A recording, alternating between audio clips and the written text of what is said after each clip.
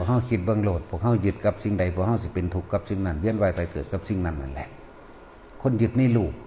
มีความหวังอยู่กับลูกอยากให้เป็นเจ้าเป็นนายอยากให้